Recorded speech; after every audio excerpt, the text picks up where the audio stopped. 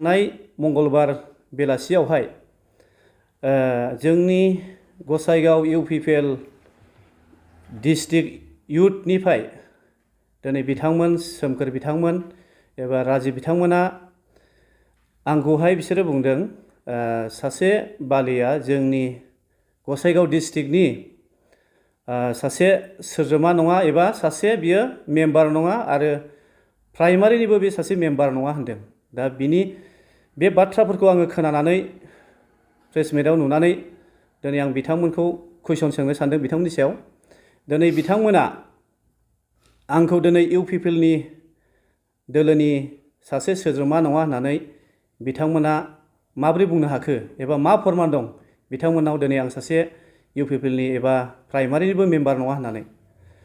आं बेखौनो बुंनो सानोदि बिथांमोना दिनैहाय बिसोरो आंखौ सिनायिनि जाहोनानो जानो हागौ बिथांमोना जोंनि इउ.प दोलोनि माखासे सुबुंफोरजों एबा सावरायनाय जिरायलायनाय गैया जानो हागौ बिथांमोना।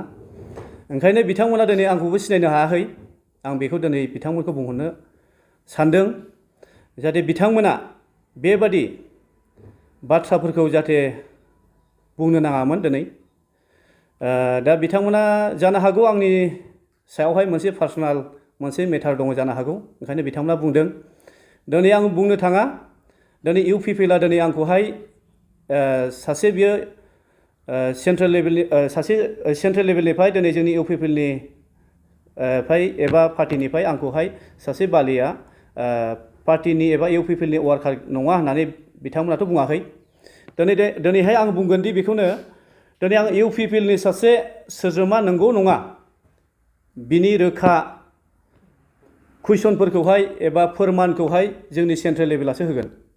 दिनै बे राजीब एबा दिनै बे सोमखोर बिथांमोना बिसोर बे गसाइगाव डिस्ट्रिक्टनि मोनसे माने मा होनो इउथनि सेक्रेटारि प्रेसिडेन्टफ्रा बिसोरहा होनो थाखाय मोनथाय गैया। बिसोरहा आंखौ दिनै बिसोरो बुंनो थाखाय मोनसे माबा बिसोरहा बुंनांगौ गोनांथि गैया। मानोना बिसोरो दिनै रायजोजों समाजजों गोरोबनानै मोजां मावदो नोंथांमोना। दिनै आंनि दंनायनिफ्राय जा हायो आं बेखौ होबाय। नोंथांमोना बेखौ नाजावनानै नोंथांमोना मोजां खामानि माव होननानै आं प्राइमारि प्रेसिडेन्टफोरनि गोबां आं प्राइमारि प्रेसिडेन्टफोरखौ आङो खावलायदों। जोंनि पार्टिया जेने थेने जोङो जौगानांगौ आरो जोङो रायजोनि मोजां मावनो नांगौ होननानै आं बिथांमोनखौ खावलायदों। बेखौ आङो आगोलबो साइकेल राननाय समावनो आं बिथांमोनखौ खावलायनायखौ रायजो राजा आरो बयबो नुदों। आंनि मा बुंदों मा खावलायदों प्राइमारि प्रेसिडेन्टनि गेजेराव आरो रायजोनि जौगानायनि मा मावनांगौ बेखौ आङो फंनैसो फंथामसो जे बुंदों बेखौ बयबो जोंनि दोलोनि जेसेबां इउ.प लिडारफोर साफ्रामबो बे निउसखौ नुदों आं बुंनाय बाथ्राफोरखौ। दा बिनि गेजेराव दिनै आरो बिनि गेजेराव आरो आङो वमेन्स ग्रुपनोबो आङो माखासे गोरलै अनसुंथाइबाबो दिनै आङो बिसोरनो जोंनि जाथिनि गेजेराव दख'ना होबाय, ब्लाउस होबाय, सोरबा बाङालि बंसि बिसोरनो आङो होबाय, सारि ब्लाउस होबाय। दिनै बिथांमोना बेखौ नुसेयावबो दिनै आंखौ इउ.प सासे सोद्रोमा नङा होननानै बिथांमोना माने जोबोरैनो बिसोरना गोरोन्थि जादों। दा बे गोरोन्थिखौ आंनि सायाव बिसोर बेबादि बाथ्रा बुंनायखौ बिसोरखौ आङो बुंहरोदि बे बाथ्राफोरखौहाय बिसोरो उथायना लाफिननांगौ आरो बिसोर रोखायै जोंनि इउ.प दोलोनि गेजेराव एबा समाजनि एबा रायजोनि गेजेराव बिथांमोना बुंफिननांगोन जोंनि बुंनाया बिथांनि सायाव बुंनाया माखासे भुल जादों बेफोरखौ बिसोर बुंफिननांगोन। आङो समखौ होगोन आं दिनैनि गेजेराव बुंहरबाय। आरो जुदि बिथांमोना बुङाब्ला आं बिथांमोननि सायाव आं मोनसे राहा लामाखौ लागोन होननानै आङो बिथांमोनखौ रोखायै बुंनाय जाबाय। माबोरै दाथ' आङो सेन्ट्रेल लेभेलावथ' आं आगोलहाय जेमन इउथ अर्गेनाइजेसन सेक्रेटारियाव दंमोन। दा बे हिसाबै दासिमबो आङो दं होननानै आं बुंनो हायो। मानोना आंनि जे फरमान बिलाइ बे थोनो आरो दासिमबो दं होननानै। खिन्थु फरमान बिलाइयाव नायनो हागोन नोंथांमोना आं खोन्थानो हागोन। मानोना दिनै बिथांमोना मा हिसाबाव बुंदों आं बेखौ दिन्थिनि। एबा चन्दन बसुमतारी, बिलेश रामदेव दंजोबो कार्डआ। दिनै बे कार्डखौ नायनायजों लोगोसे नोंथांमोना बुजिनो हागोन एबा रायजो राजा बुजिनो हागोन दिनै आं बबे पदआव दं। बेखौ आं बुंनो थांला, बे कार्डआसो खोन्थागोन। एबा आं बबे पदआव दङ जोंनि पार्टिनि मानगोनां सेन्ट्रेलनि बिबानगिरि दैदेनगिरिफ्रासो बुंगोन। नाथाय बे आङो बबे पदआव दं गैया बिथांमोना बुंनो थाखाय मोन्थाय गैयामोन। आं दा बेखौनो दुखु मोनदों बिथांमोनखौ। बिथांमोना बे बाथ्राखौ बुंफिननांगोन, उथायना लाफिननांगोन। बिथांमोना खिन्थु बुंहरदोंमोन, सोमखोर बिथाङाबो, आदा जोंनि बुंनाया भुल जाबाय, जोंखौ क्षमा होदो। जोङो नोंखौ गाबोन लोगोसे गोबां आंनि सायाव अखमान एबा लाजि फोनांनाय जादों। दिनै आंखौ गोबां जोंनि इउ.प.नि दोलोफ्रा मिथिगौ एबा गोबां अल बि.टि.सि दिनैहाय आंखौ मिथियो। गोबां आंनि खामानि मावनायफोरखौ हामजादों जोंनि इउ.प.नि दोलोफ्रा। एबा दिनै बिथांनि मावनाय, बिथांनि सावरायनाय, जिरायलायनाय गासै बिथिङाव मोजां होननानै दिनै आंनि इउ.प.नि जेसेबां जोंनि इउ.प.नि दोलोफोरनि आरो प्राइमारिनिफ्राय लानानै ब्लक, डिस्ट्रिक्ट, दिनै सेन्ट्रेल लेभेल गासैबो आंखौ मोजां मोनो लिडारफ्रा। नाथाय बेफोरखौ लानानै दिनै बिथांमोना माबा मोनसे खायदाजों एबा बे सान्सआवनो एबा माबा मोनसे माखासे खोथाफोरजों बुंनानै बिथांखौ लाजि फोनांनानै बिथांखौ साइड जाहोनो हागोन नामा, बेफोरबायदि बिथिं लानानै बिथांमोना साननानै बिसोर सानैनि गेजेराव बेबायदि सावरायनायनि गेजेराव बुंदों जानो हागौ।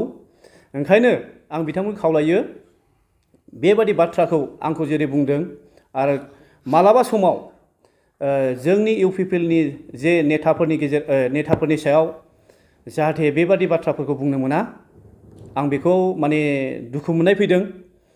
दिनैहाय माने आङो इउ.प.आव हाबजेननायनिफ्राय दिनै आं इउ.प.खौ मोजां मोननानै आं दिनै गोबां खामानि मावबोदों, बिथांमोनानो नुदों। दा बिथांमोना नुदोंब्लाबो नुसेयावनो दिनै आंखौहाय बिसोरो मा होनदों, बे सासे जोंनि इउ.प.नि डिस्ट्रिक्टनिबो मेम्बार नङा एबा प्राइमारिनिबो मेम्बार नङा होनदों बिथांमोना। दा बेखौनो आं बुंनो सानबाय, बिथांमोनानो जाहाथे माने पार्टिनि मानसिफोरजों, दोलोनि मानसिफोरजों बिसोरो सावराया जानो हागौ, बिसोर लोगो लाया जानो हागौ। जिरायलायनाय मानाय पार्टिनि मोनसे डेभेलपमेन्टनि, रायजोनि समाजनि मोनसे मावलायनायनि जिरायलायनाय सावरायनाय बिसोरनाव गैया। ओंखायनो दिनै बिथांमोना आंखौ डाइरेक्ट बिसोरो मा होनदों, बियो आंखौ सासे मेम्बारबो नङा पार्टिनि होननानै बिसोर बिथांमोना बुंनो हादों।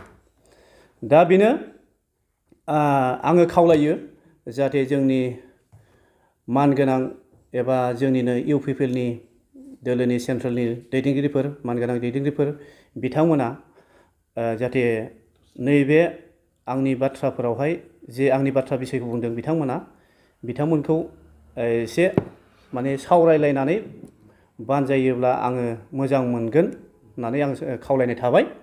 दिनै आङो गोजौ लेभेलनि बिथोन बादि आं दिनै मावगासिनो दं, खस्थ' खालामगासिनो दं पार्टिखौ आं जौगाहोनो थाखाय, डेभेलप खालामनो थाखाय।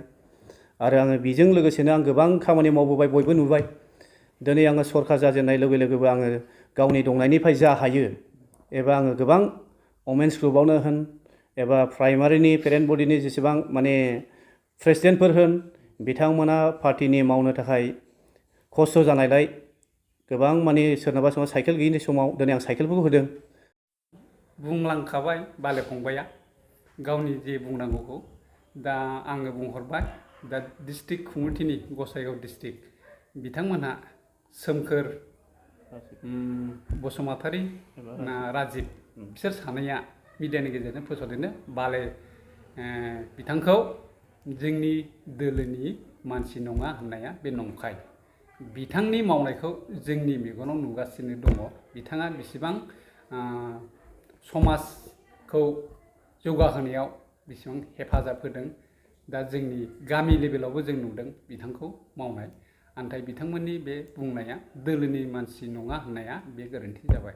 आं बिथांमोनखौ रिकुवेस्ट खालामो जे जेन' बेखौ बिसोरो रिप्लाइ होफिननांगौ नैबे मिडियानि गेजेरजों, आं बेखौनो खावलायहरनाय थाबाय।